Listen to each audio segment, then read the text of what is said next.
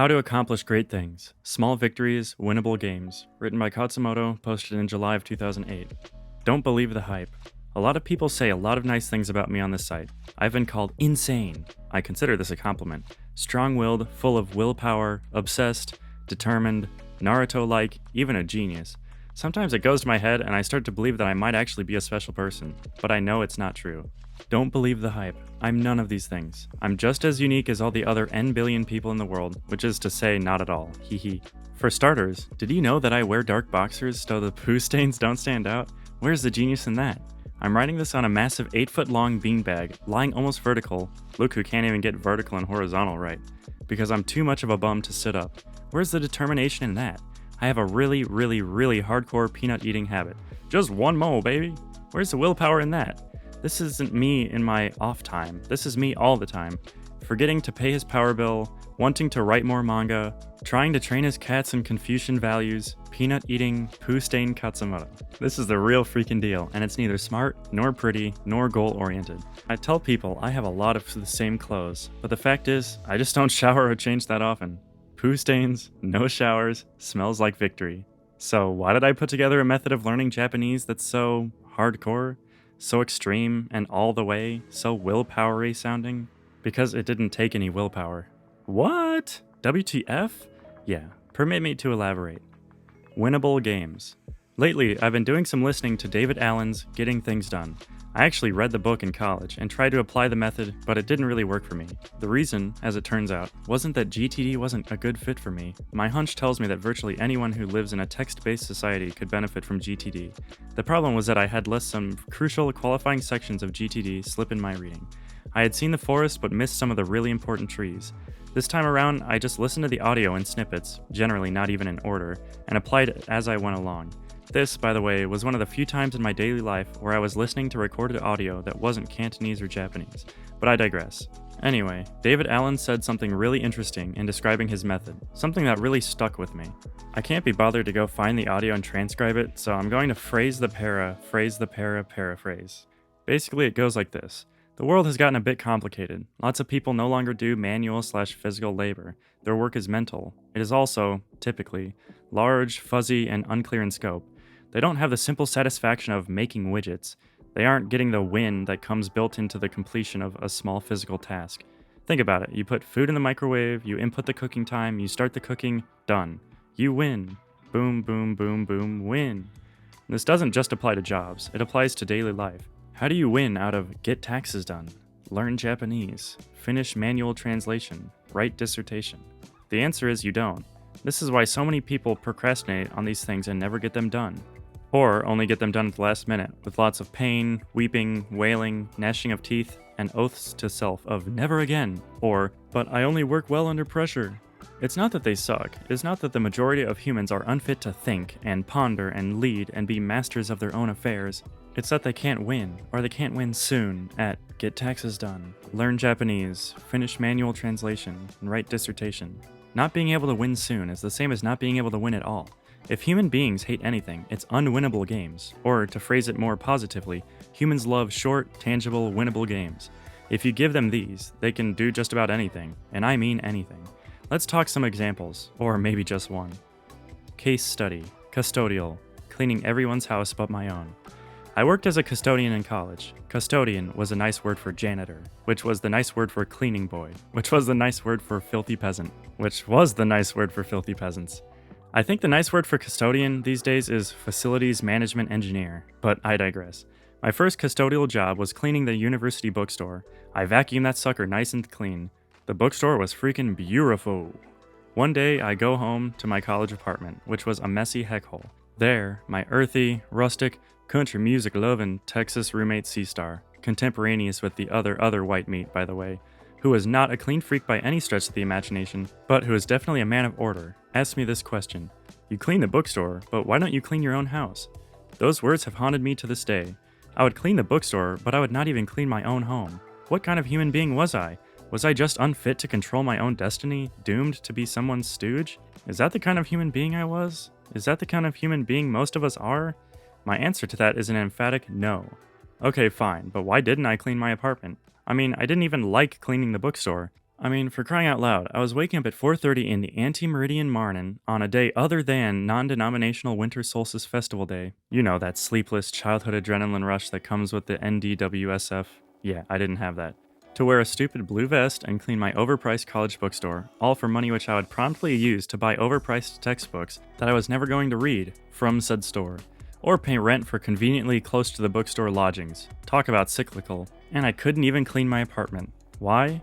Because I couldn't win at cleaning my apartment. There was no starting time, there was no ending time, there was no goal state. When would my apartment be clean? What would constitute cleanliness? What conditions would need to be fulfilled such that I could say, we're done? Well, it would have to be perfect, wouldn't it? Because the opposite of dirty is perfectly clean, right? What parts of my apartment? Were my roommates' bedrooms in the deal? What about the fridge, the toilet, the back of the couch where all the clutter collected? The couch itself, under the cushion where the remote and the Nintendo controllers like to hide? What about my homework? And even if, by some act of Gates, I managed to get my apartment clean after hours, no, days, no, years of work, how would I keep it clean? What if my roommates just messed it up in 5 minutes? How would I get it clean when I felt so bad for letting it get dirty? Did I mention homework and classes and flirting? I had flirting to do, and ultimate frisbee. In fact, screw cleaning the freaking apartment, let's go flick some disc. And so the apartment remained dirty, that and every other apartment I had lived in thereafter. Oh, I wanted perfection, I wanted cleanliness, I wanted it bad, baby. But I simply couldn't see a path to it. However, and while it seems obvious now, I never made the connection at the time, I always managed to at least get the place in shape for cleaning inspections. The cleaning inspections split the entire apartment into smallish jobs, sucky but smallish, assigned each job to a roommate, and had a hard deadline. Cleaning inspections would end at the deadline. After inspection, enjoying a clean apartment with no microwave grime, no table rings, and most of all, no rancid, there be cholera here, air about the toilet. I often found myself wishing cleaning inspections were conducted more often. But at the same time, I found myself worried at what this meant for me and many other people, because that wish of mine implied that I needed management and supervision, that I could not be a master of my own affairs. Do you get the feeling I'm in love with this phrase? Well, I am. Is that so wrong? Anyway, so my apartment never got clean except for inspections, but I continued to do my custodial work quite loyally. As obvious as it seems now, it never fully dawned on me that the fact the custodial job had fixed, guaranteed start time, end time, tons of winnable subtasks, fun, I got to laugh and hang out with coworker friends, and rewards, money, might have some motivational effect. It didn't occur to me that my whole let me do my best in the time available, and if time runs out, well, screw it, it's not like it won't be cleaning again tomorrow, attitude had anything to do with it. It never occurred to me that the fact that I treated cleaning my house like some massive Picasso's got nothing on me, OCD-fueled, lifelong magnum opus instead of just a job to be done piecemeal, quickly, painlessly, and repeatedly might be the issue here. Side note, I also did the accidental cleaning that David Allen talks about. This is where you don't intend to do a big cleaning job, but you end up doing it unintentionally. He used the fridge as his example, and I've definitely accidentally cleaned the fridge more than once in my life. The magic equation, aka temporal motivation theory, aka TMT, the grand unifying theory of getting stuff done. I've been thinking and talking about bits and pieces of this article for quite a long time with anyone who will listen in any language I can explain it in. One of those pieces dropped out in the form of this article about keeping SRS items short, and a comment I added to said article. That comment led a reader named Munashi to point out this newspaper piece summarizing a young chap named Piers Brosnan Remington Steele's research. This, I might as well tell you, led me to wet my panties rather profusely. Quite simply, this guy's research is the shizzle in the fizzle within and beyond the dizzle with a cherry on top. Because it deserves repeating, here's the deal. U equals EV over gamma D, where U equals utility, how much you want to do it, how much fun it is. E equals expectancy, how much confidence you have that you can get it done. V equals value, how important and/or how sucky it is. Gamma equals proneness to distractions based on environment, habits, or whatever. Uppercase gamma just to be cool. D equals delay, deadline, due date, how long you have to do it. Get it? Are you excited as I am? Do you see why this Piers research is the shizzle in the fizzle within and beyond the dizzle with a cherry on top? Dude, this is Moe. This is Akihabara Maid Cafe level excitement. No? Okay, permit me to elaborate. The higher you is. Khatzumoto, stop perpetuating ethnic stereotypes of English usage. The more likely you is. No, really, stop it. To get the job done. So, the key here comes in getting that numerator, expectancy times value, higher and keeping that denominator, distraction times delay, low. In my not so humble opinion, just about all of personal development can be explained by this equation. That doesn't mean that the PD industry is a waste of time. I happen to think it's totally cool and useful. It just means that it all boils down to tweaking these parameters. Things like the secret. Yes, I know it features that charlatan Oba-san who thinks she has visions, and I know that the probability she's for real is slightly less than the probability that Julia Roberts will invite me to her house this weekend to lick her armpit hair, but don't let that get in the way of this discussion. Are trying to get you to focus on doing stuff you want. This is tweaking the you directly. Tony Robbins most frequently wants to get your confidence up. He wants to take your E parameter sky high. Brian Tracy, in works like Time Power and Eat That Frog, is working on your V, getting you to do valuable tasks first and most. Decreasing gamma is where stuff like Mihaly Csikszentmihalyi's. Yeah, I don't know how to pronounce it either. Freaking East Europeans bringing their names into my country. Oh wait, I'm foreign and long named too. Never mind. Flow, the psychology of optimal experience, excels. Timeboxing, a technique that Brian Tracy and his disciple Steve of the Pavlina discuss, is one of the most powerful tools for minimizing the D component, which, of course, drives up the power of the numerator, and by extension U. Other D minimizing techniques include salami slicing, Swiss cheesing, and oil barreling, all of which are explained in Tracy's frog book up there. You might say that AJATT works on increasing U, doing fun stuff in Japanese, by increasing E, confidence, by decreasing gamma, Japanese-only environment, and by decreasing D, reducing the process to a short, winnable game by way of SRS. Environment plus SRSing equals game. A while back, a reader named Quindiddle, who many of you will know, talked about learning Japanese in general, and SRSing in particular, being addictive, especially when he had big, looming projects like final exams going on. Truth be told, I have experienced the exact same phenomenon, and I totally don't think it's a bad thing. It is the potential addictive quality of the method of learning Japanese that you'll find on this site that led me to learn Japanese at such a high level in such a relatively short amount of time. Using an SRS reduces Japanese to a game, a very short, very winnable game. You are constantly winning. The reward isn't months away, it's right here and now. It's practically a slot machine experience. Find kanji/sentence, win. Enter it into the SRS, win. Bet on your ability to remember it through a spaced, somewhat randomized repetition, win. Click, win, click, win, click, win. No worrying about your memory because the SRS has gotten that all taken care of, scheduling things for you like a personal secretary. And it's not just the SRSing, the environment is a win too. Put music, anime, video game, or whatever on equals win. You just have to plug in, turn on, and plug yourself in. Rake up your flight hours until they get into 5 figures. Every moment literally brings you closer. Every moment is its own victory. You get so busy winning, you might forget that you're getting more and more comfortable with real Japanese. Suddenly, you can read huge tracts of real text without any trouble. Suddenly, you can say stuff. Suddenly, your Japanese friends of the opposite gender ask you to leave the room because they want to talk about their periods. This actually happened to me, and they know you'll understand. Keeping the game alive. Playing with equation parameters. But just because SRSing or AJATTing is intended to be fun and short, that doesn't mean that, left untouched, it can't get long and boring. It totally can. Just like playing even the funnest video game made by the Funites from the Planet Fun while eating Fun Flakes and drinking milk laced with fun nanomachines. So, you need to help things along. You need to keep you high. Lowering D. Like I said, timeboxing has been my favorite tool for pumping up utility. I have 2 identical egg timers in my household, one for the kitchen and one at my desk. I use them all the time. SRSing feels like a burden? Timebox it. Don't want to wash the dishes? Timebox it. 2 minutes, 5 minutes, 10 minutes, whatever you're comfortable with. So keeping it short, minimizing D, is our secret weapon here. This is what cults and crappy jobs do. They give you tasks that are short, simple, and rewarding, even if the only reward is that they end. What should you do if you still feel like going on after the time limit is reached? Well, a well-chosen timeboxing time should, of course, make you feel like starting at the front end, and feel like continuing at the back end. My old answer to this would be, keep going, but now I'm not so sure. Now I say, stop anyway, take a break, then do another short session. Pushing yourself too hard, even with timeboxing, risks killing the golden egg-laying goose. There are almost always more SRS reps to do, and dishes to wash, so keep it to many small sprints. Keep starting many, many times, and savor the enjoyment dividend. That, I could have gone on for more, feeling. Don't use it up by continuing. That dividend is what'll keep you coming back for more. Then again, I do sometimes continue, but still with a timer. Like many things, this is something you'll just need to judge and tweak for yourself. So, timeboxing keeps the game short and gives you a win. It teaches you to enjoy the journey, to enjoy the small, partial victory, and in that way, it teaches you to enjoy life itself. Reaching major goals, finishing RTK 1, getting a PhD, getting fluent in Japanese, these are few, but the small, simple, widget-making tasks that get us to these goals are many.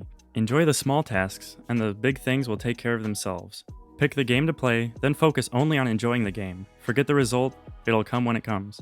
Some people don't like seemingly mindless factory metaphors, but I love them. Yeah, factory workers get pwned, yeah, you don't like flipping burgers, but something about burger flipping and widget making is obviously effective. Otherwise, you and I simply would not be caught doing them for so long. I'm shooting in the dark here, but I think the developers of these undesirable jobs must have recognized that virtually all work can be divided into, or is naturally made up of, almost meaninglessly small tasks that are distant from the whole and can even be split between people. This is how you get people to burn other human beings alive. A bomber pilot isn't thinking, little Ahmed down there is going to watch and hear his mother scream in pain as she is immolated. No, to the pilot it's fly to target coordinates, match crosshairs, push button, confirm change. There is no meaning, no ethics at that level of perspective. To see the meaning, the value, and the ethics of an action, you have to go ask about the intentions and consequences of an action. You have to ask, why are we doing this, and what happened because we did it? But at the action level, there is only now. There is no intention, it's in the past. There are no consequences, they are in the future. There is just the action. This is why a lot of propaganda and misinformation work to prevent people from accurately considering intention before action and consequences thereafter. Scary, huh? So use your own powers for good, okay? Use your powers, these tools, to fulfill your dreams and make happy smiles. Want to write that book? Break it down into pieces, widgets, so small that you don't even realize you're writing it until it's too late and the book is written. That kind of happened to me with this site. If I'd set out to write it all nice and in order and crap, it never would have gotten done. But just one itty-bitty post at a time, as it comes to me, as I feel like it, and before I knew it, I had, stuff written. The same thing goes for daily repetitions, or for the acquisition of any detailed skill or knowledge, language being but one example, or for the accomplishment of any large thing. It all comes down to little moments.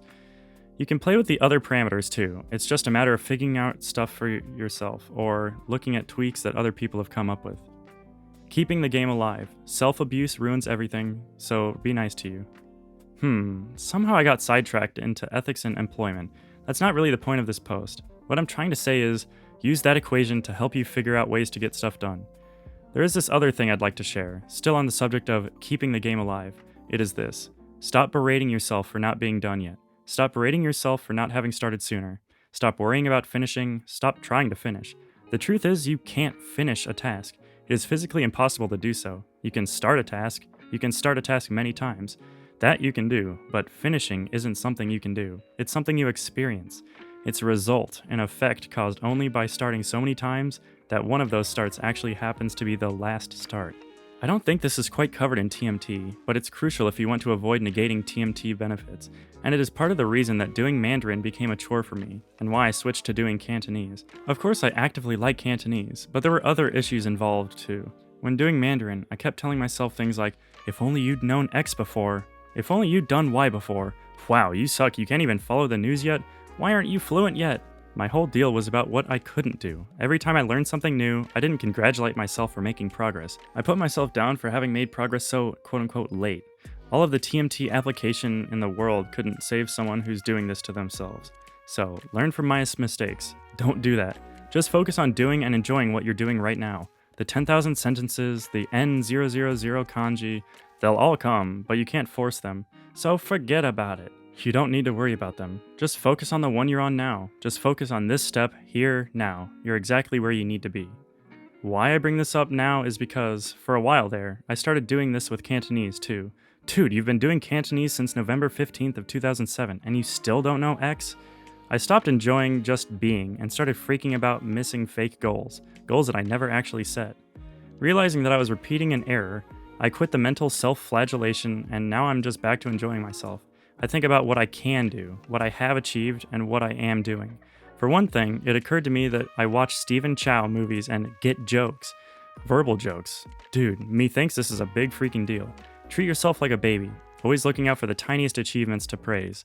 You'll be surprised by how far you've come if you actually take a look back and start to give yourself some credit. So remember, just do your part here and now. You did all the worrying and planning back when you decided to get your equipment, buy movies, buy music, get an SRS, get RTK, get sentences, and use this method. Now you're executing. And that's all that matters. You don't need to do anything but focus on execution.